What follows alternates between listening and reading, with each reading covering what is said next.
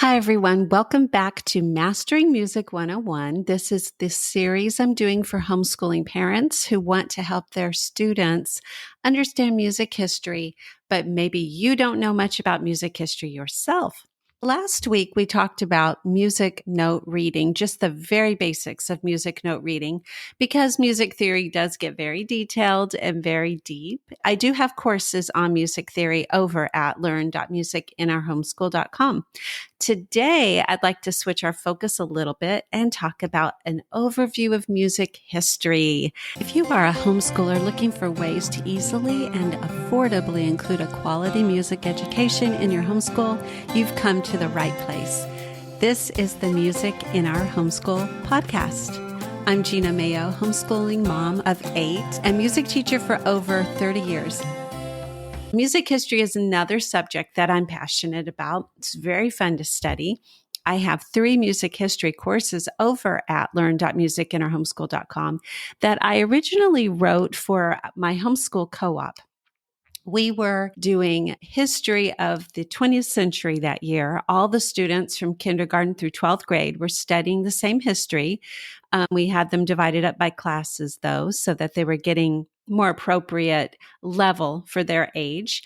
But I thought they really need to learn the 20th century music history along with the regular history, So I wrote a curriculum for 20th century music history, and it has become one of my best sellers. I sell it as an online course at learn.musicinOurhomeschool.com and as a PDF curriculum, an ebook over at Teachers Pay Teachers. So that has actually helped some music teachers and other types of teachers be able to teach it as well. Let's talk about the music history overview today. If you'd like a copy of this list, I do have a link in the show description, so you can head over there and get a copy of it. So let's go all the way back to the Middle Ages. Just a little bit of regular history. In about 325 AD, that was when Emperor Constantine, the Roman emperor, declared Christianity as the official religion of the Roman Empire. And that spurred the development of music in the Western tradition beginning in Europe. When we're talking about music history, yes, we could go all the way back to ancient times, or we could be talking about music history over the entire world. But instead, I'm going to start with just Europe and with what musicologists call the Western tradition. It was so influential that it spread from Europe to many other places around the world. The dates of the Middle Ages began around 450 with the fall of the Roman Empire through about 1450. And the Christian church and its music was really growing throughout this time. Pope Gregory the Great was a pope who collected music that had already been sung in the Roman Catholic Church. And that music is called Gregorian chant in his honor. Gregorian chant is in Latin. It's in one part, and it's sung in unison. Everyone is singing the same notes. And it's a cappella, which means it does not have any instruments accompanying it, just voices. Around 900 AD, polyphony began. Polyphony means singing in parts. So instead of just having one part, now you'd have 2, or eventually 3 and 4 parts and even more. Guido d'Arezzo is who we credit with developing the solfege syllable system, do, re, mi, fa, sol, la, ti, do, which led to the modern music notation that we talked about last week, where there is a staff of 5 lines and 4 spaces, and each note is determined by the clef at the beginning of that staff. That started around the 1000s. So now we're into polyphonic music where it's written in parts. And from this point on, many, many composers would write this type of music. And they started writing a lot of music for the church, the Roman Catholic Church, and masses. The Renaissance started around 1415 and went to about 1600. And if you've studied the Renaissance, you know that it was characterized by a rebirth in Europe, beginning in Italy, with a renewed interest in ancient Greek and Roman literature, culture, and this did apply to music as well. In 1450, the printing press was invented by Gutenberg, and that made it possible now for music to be printed, leading to a more standardized form of notation, and music was more widely spread with less errors. Josquin de Prez is considered the greatest composer of the Renaissance. He was a leader in Renaissance compositional technique and began connecting words of a song to the music to help communicate the meaning. Listen to a fun song called El Grillo. I'm going to link a Spotify playlist so that as I mention some of these pieces, you'll be able to go to that playlist and listen to them. Check the show description for that Spotify playlist. Palestrina was an Italian composer who held important positions, including musical director at St. Peter's Church in Rome. He wrote 104 masses, and you'll want to listen to his most famous one called Missa Papae Marcelli. In 1517, the Protestant Reformation began, and that led to new forms of music being written. Martin Luther, in addition to being a theologian and author, was also a musician and composer. He wrote hymns called Lutheran chorales, and he wanted the church congregations to sing together as a congregation. Music in the Catholic Church up to that point had mostly been just the choir singing during a service, not the congregation. Luther's most famous hymn is "A Mighty Fortress is Our God." John Calvin, another reformer, encouraged a new genre of music to be sung in his churches that was called psalmody, texts from the book of Psalms in the Old Testament. This was a movement back to monophony, which means it did not have harmony. Luther and Calvin both encouraged Christians to sing in the vernacular. The vernacular is their own language. All church music up to that point had been sung in Latin. And then the Anglican Church, another form of Protestantism, began in England, and they began to write music called Anglican anthems. Many were written by Thomas Tallis. Now let's switch over to some secular music. You've probably heard of madrigals before. These were a type of vocal music of the Renaissance, written for several solo voices singing together as a group. The lyrics were from a short poem, usually about love. Madrigals often used word painting, where the words were described in the musical setting. Sometimes there were unusual harmonies, especially when you compare it to the sacred music of that day.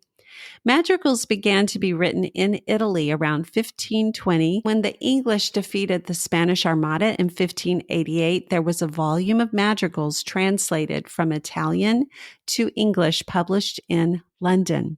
And for the next 30 years, English madrigals were written in abundance because Queen Elizabeth loved them. This was also the time that Shakespeare was writing his plays. So we've talked about the Middle Ages and the Renaissance, 450 all the way to 1600. Now, from 1600 to 1750, we have a new era of music, which we call the Baroque era. There are four main musical eras: the Baroque, the Classical, the Romantic, and the Modern eras, and we will talk about those four now. The Baroque era was characterized musically by a stronger, steady beat as compared to the Renaissance. Rhythmic patterns and opening melodies were often repeated throughout the piece. The dynamic level often stayed either loud or soft for a long period of time rather than gradually changing, and this was called terraced dynamics. The changes were more abrupt than what we would hear in later musical periods. It's loud, loud, loud, and then all of a sudden it's soft, soft, soft. You especially hear this in the major keyboard instruments of the time, which were the organ, the harpsichord, and the clavichord, because those instruments could not make gradual dynamic changes as with the piano that we hear today. Basso continuo is another common feature of the Baroque era. This is an instrument group with a harpsichord and a low-sounding instrument such as the cello. The Baroque period ended with the death of one of the most famous composers ever, Johann Sebastian Bach. The year 1600 was also the beginning of opera. Opera is a drama with a set and costumes. where the story is sung by the actors and accompanied by an orchestra. The first operas were meant to be a continuation of the ancient Greek plays because the Renaissance was still affecting people writing these operas. And Greek myths were also very popular for the first operas. In 1616, we have the dance suite being established. You may have heard of the Allemande, Sarabande, and the Jig. And these continue to be written by composers even today. Heinrich Schütz wrote a very famous oratorio called Seven Last Words from the Cross. An oratorio is similar to an opera in that it's telling a story through singing, but the subject matter is sacred and it isn't meant to be staged with costumes and a set. It's simply sung on stage. Next, we have the golden age of Lutheran music with Dietrich Buxtehude and Johann Pachelbel. Buxtehude was an organist and a composer, and Pachelbel's most famous piece today is Canon in D, which I'm sure you'd recognize. Our next composer is Henry Purcell. He was from England and was an organist at the Westminster Abbey. Some call him the greatest of all English composers. There wasn't going to be another English composer ranked as highly as him until the 20th century. He wrote the opera Dido and Aeneas for a girls' boarding school, and this opera might be the finest ever written with an English text. Vivaldi is our next Baroque composer. He's most known for his concerti grossi and solo concertos, which is a piece played with a soloist and a small orchestra. His most famous piece heard today is Four Seasons, which I'm also sure you would recognize. And now let's talk about Johann Sebastian Bach, who was born in 1685 and died in 1750. He composed music that is synonymous with the high Baroque style, vocal and organ music for the church, as well as keyboard and orchestral pieces. Our last composer we're talking about for the Baroque era is George Friedrich Handel. He was educated in Germany and Italy, but spent much of his life as a composer in England. He's most well known for his oratorios, especially The Messiah, written in 1742. Next, let's move on to the classical era, not to be confused with the more generic term classical music, which could apply to all the music I'm speaking about today. The classical era is an actual time period from 1750 to 1820. It followed the Baroque era and preceded the Romantic era of the 1800s. The classical era included famous composers such as Haydn, Mozart, and Beethoven, and instead of the heavy, textured, complicated polyphonic music of the Baroque, the classical era preferred tuneful, easy-to-remember melodies and simple harmonies. Other characteristics include a variety in mood within a single piece, such as through gradual dynamic changes, because the piano had finally been invented, so they could easily do those gradual dynamic changes. Also, there was no more basso continuo. The Baroque orchestra varied from piece to piece, but the orchestra of the classical period became standard with the four main instrument sections that we use even today: the strings, the woodwinds, the brass, and the percussion. And by the way, next week's episode will focus on musical instruments. So we'll talk more about those then. Another feature of the classical era was the rising middle class wanted music in their homes and for their children to learn to play music. The demand for music for beginners and amateurs increased, as did the demand for printed music and music for children. Let's talk about one of those famous classical composers, Joseph Haydn. He lived a long time from 1732 to 1809. He was a skilled servant working for an aristocratic family who paid him to write music, and he had a 25-person orchestra there plus singers. He put on 2 concerts and 2 opera performances weekly, his whole life dedicated to composing and conducting music. We call him the father of the symphony.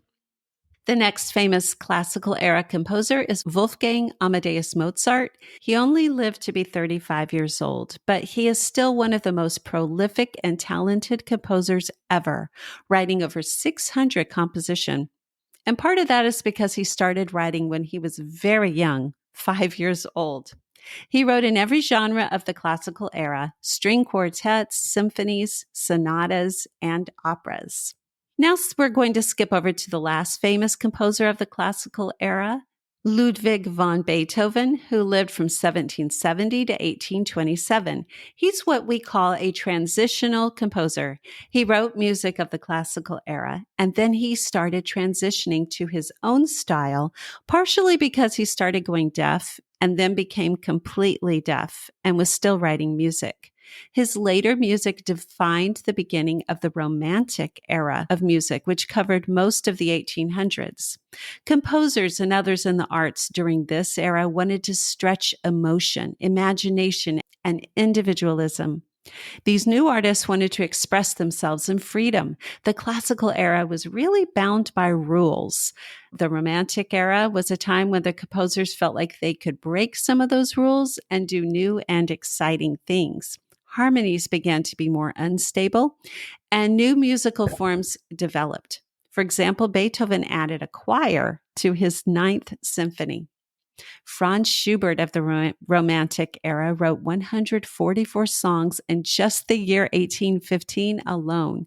He's another composer like Mozart who died quite young, but still left an impressive amount of music. 9 symphonies, 22 piano sonatas, many other piano pieces, chamber works, choral works, and over 100 songs. Franz Liszt was an innovator at the piano. He composed some beautiful music such as the Hungarian Rhapsody. And next, let's look at Frédéric Chopin. Many people call him the poet of the piano. A lovely piece to listen of his is Nocturne No. 2. Rossini is one of the most famous Italian opera composers ever. He wrote the operas The Barber of Seville and William Tell. I'm sure you'd recognize the William Tell overture. Wagner created a completely new type of opera, and he called it music drama. It included all of the arts, music, acting, poetry, and visual arts, as seen in the costumes and the scenery. Now we're going to talk about a very different composer compared to Wagner, and that's Stephen Foster. He's the first American composer to make it onto this list today. He wrote popular songs like Oh, Susanna, Old Folks at Home, and Jeannie with the Light Brown Hair, as well as Beautiful Dreamer and Camptown Races. Johannes Brahms is seen by many as the last great composer of the era of tradition. He wrote incredible symphonies, songs, concertos, and choral works, including the German Requiem. You'll also want to listen to his Hungarian Dance No. 5. Gilbert and Sullivan were Englishmen who collaborated for 20 years on 14 comic operas, which we call operettas.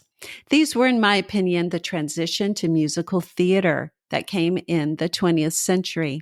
But these are sung more in an operatic style. You may have heard some songs from the Pirates of Penzance.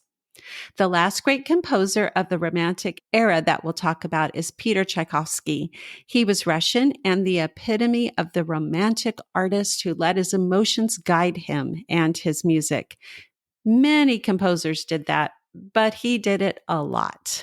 Tchaikovsky is known for his ballets, especially The Nutcracker and Swan Lake.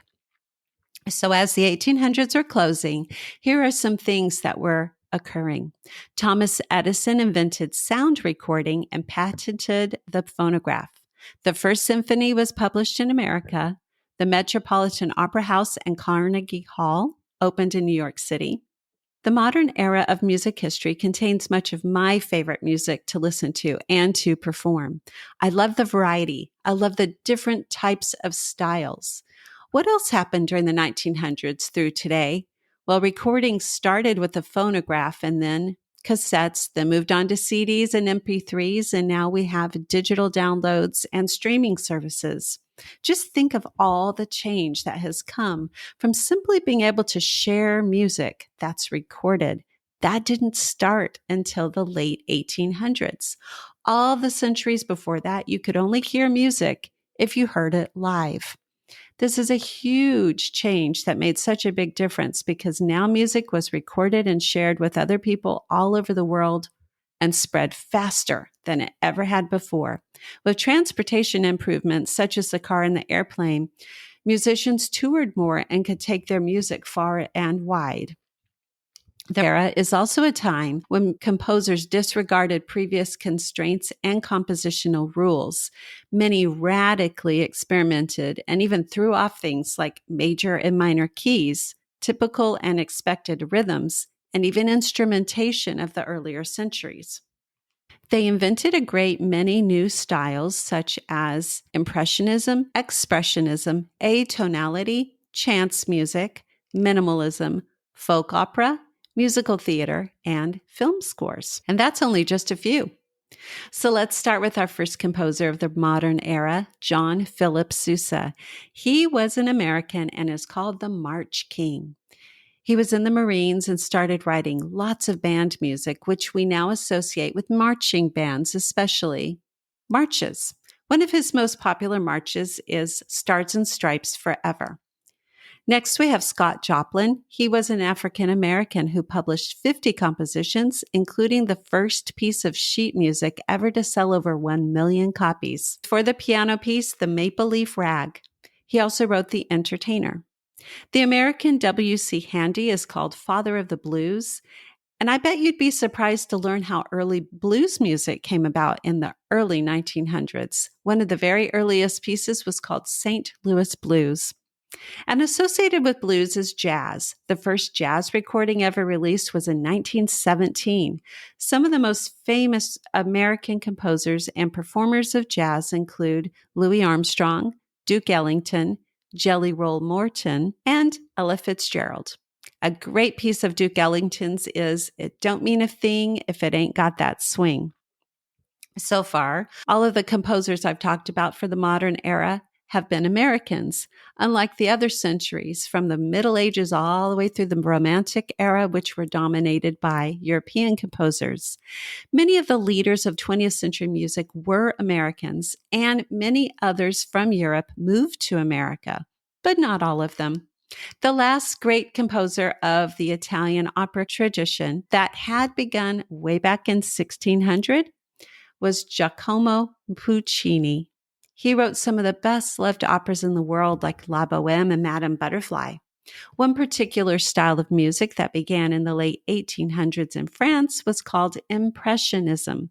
And just like Impressionistic paintings, the music is characterized by a sort of blurriness. Claude Debussy is one of the greatest composers of Impressionistic music. He wrote a beautiful piano piece called Clair de Lune. The American George Gershwin, along with his brother Ira, wrote many of the earliest musical theater shows in New York City, plus some of the great songs, and created a new genre called folk opera with his innovative opera called Porgy and Bess.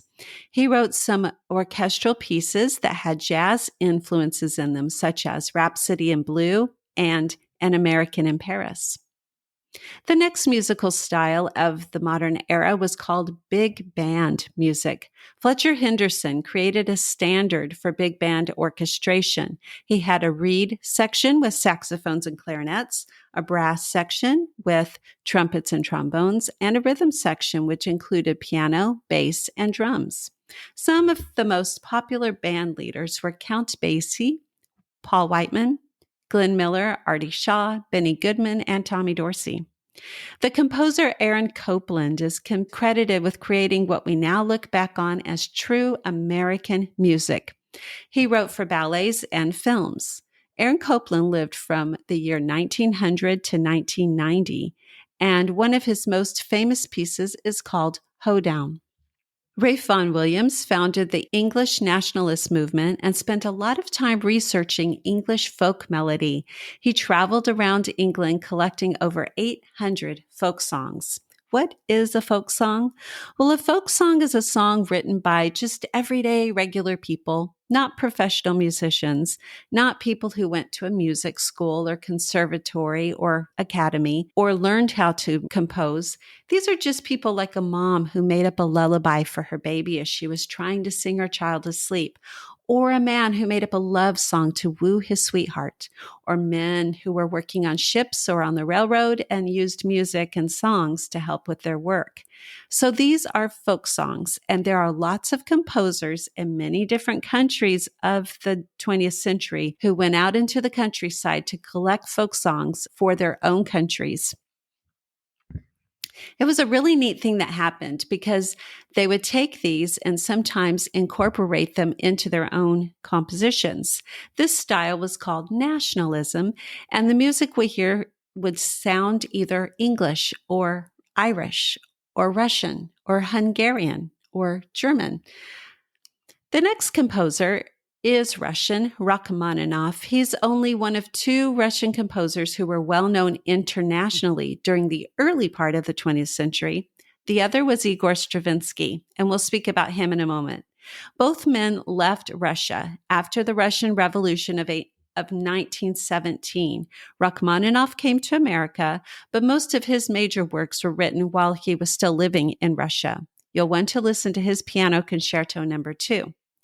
Igor Stravinsky became famous overnight with his ballet in 1910 called Firebird.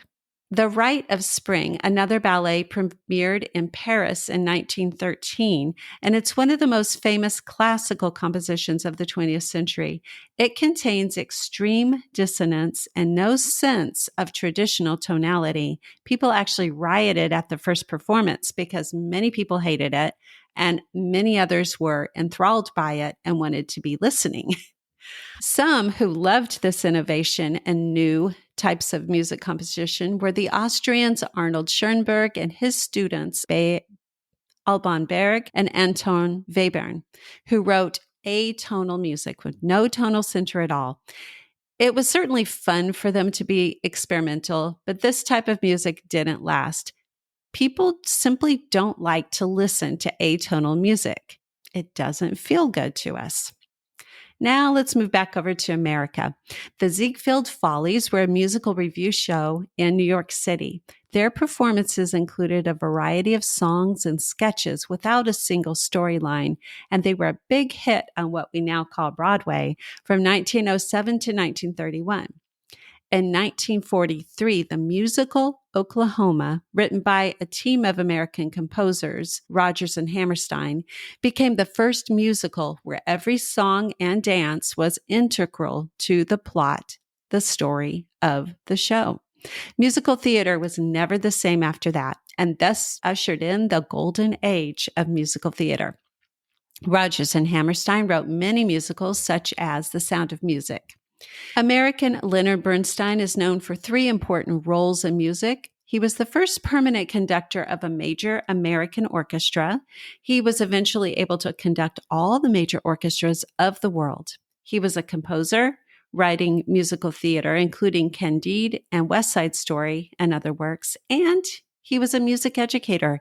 He started the Young People's Concerts in the 1950s to help teach children about composers and musical concepts. There were some new instruments that were introduced in the 1900s that influenced music, such as the Hammond organ, the electric guitar, and the piano synthesizer. I'll wrap up the composers of the modern era by just mentioning a few more, although there are so many more that we could talk about. We just don't have enough time. Stephen Sondheim wrote musical theater and film music. He composed music and lyrics for the musicals If Anything Happened on the Way to the Forum, Sweeney Todd, Company, and Into the Woods. Next is John Williams, one of the most prolific film composers ever. He has written for more than 75 movies, including Star Wars, Jurassic Park, Harry Potter, Superman, E.T., Schindler's List, and Jaws. American Philip Glass is another prolific composer. One style he is well known for writing is called minimalism, such as you'd hear in The Truman Show film score. And here are some other great musical composers you'll want to listen to: Stephen Schwartz, Andrew Lloyd Webber, Tim Rice, Alan Menken, Benj Pasek, and Justin Paul. Some of the musicals these men wrote were The Little Mermaid, Wicked, The Phantom of the Opera, and The Greatest Showman. Hopefully today's workshop, Mastering Music 101 Basics for Homeschool Parents, specifically talking about an overview of music history, has provided you with a comprehensive overview that will help empower you to confidently guide your children through their music education. Remember, though, that you do not have to master any of these concepts. I help teach you and your kids together through all my courses and my membership at learn.musicinnerhomeschool.com. So head over there and be sure to download the free lessons that you can find at musicinnerhomeschool.com/free music lessons. And if you have any questions, there should be a place in the show notes that says send Gena a message. You can click that or email me at gena@musicinnerhomeschool.com. That's Gena with an E. And until next time, keep the music alive.